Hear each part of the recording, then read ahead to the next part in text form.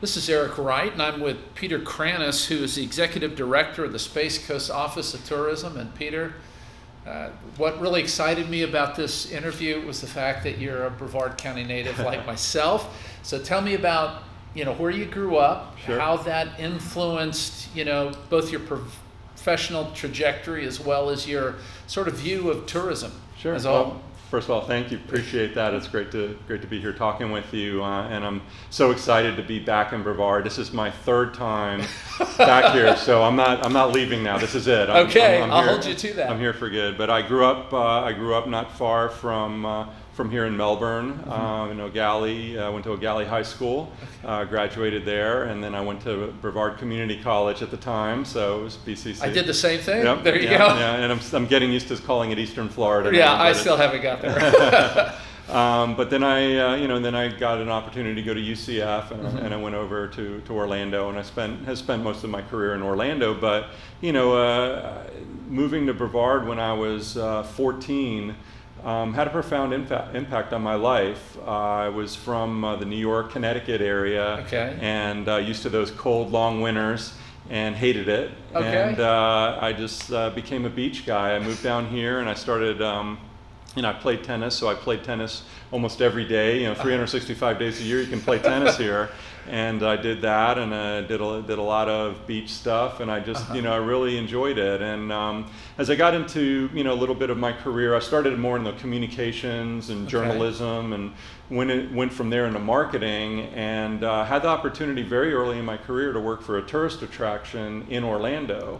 And my experience of growing up on the beach and living in that lifestyle kind of, I think, gave me a little bit of perspective about that world, and I really loved it. And then I took a diversion. I went into corporate America for a while and worked for a bank, and then I worked for some different corporations, and missed the tourism business terribly. And what was it about tourism? What was the dynamic of tourism? I think it was the people, to be honest. The people in the tourism industry are just the greatest. They're very, gregarious, outgoing, friendly people from, all over the world. If you're in the tourism business, you can make friends anywhere.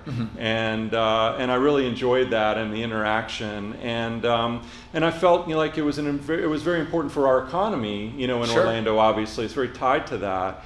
And so I wanted to get back into it, and I got back into the tourism business over there, and I worked for the Visitors Bureau for 16 years in Orlando, which, Orlando is probably one of the top destinations in the world. If not the top, wasn't it 75 million? 75 million visitors a year now, and when I started, it wasn't quite at that level, but we built a brand, and we worked with all the major theme parks, and we got to do a lot of really great things, and we worked all over the world promoting, Central Florida, and Brevard was part of that because Brevard was our beach, so we promoted the fact that you could come, from anywhere in the world, and you could spend time at the greatest theme parks in the world and visit some of the world's best beaches here. Right. So, we did talk about and promote and work with the Space Coast at that time, and so that got in the back of my head. I think that, wouldn't it be cool if I could ever, do what I'm doing for Orlando for the Space Coast? Well, needless to say, I would think Orlando sets the bar in that area. Right. I mean, they have developed their brand, they've honed that brand. Both tourism, the convention business, which I know was a big part of what you were doing. Sure. What did you learn there that you would like to transfer here? Sure. I realized, when you were selling Orlando, you were really selling Central Florida, and we were part of that. But specific as you focus on this market, what are sort of the lessons you learned that you think we can?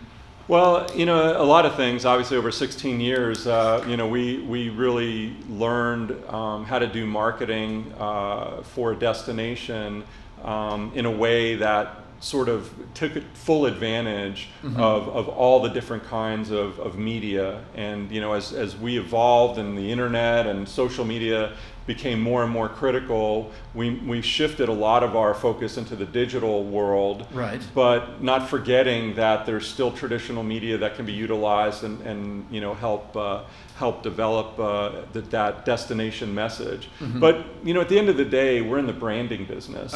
And when I first started with Orlando, nobody really knew the brand. They knew Disney, but if you talked around the world, people weren't exactly sure what Orlando was or where they were. And so that was something that was really important, was that branding and just that consistency of hitting those message points. And I think it's the same here. It's all scalable. Right.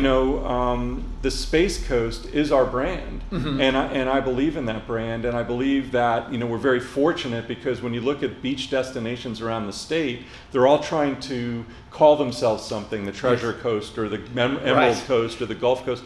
People know the Space Coast. They know what we are and they know where we are. Right. And that's geography is a big part of destination marketing. Location, right? It really is. And so I think that's a big learning, and applying all the disciplines that I've learned with the world of marketing. We're very source market focused. So when I say, why don't you explain that? Yeah. Okay. So when I say source market focused, we look at where are people coming from now. Where are the sources of our visitors? Okay. And then how do we fish in those markets to get even more of them? I see. And the fact that people, and this is what we learned in Central Florida and Orlando, is the fact that people are coming from a certain area really gives you a lot of insight into who they are and why they're looking for your product.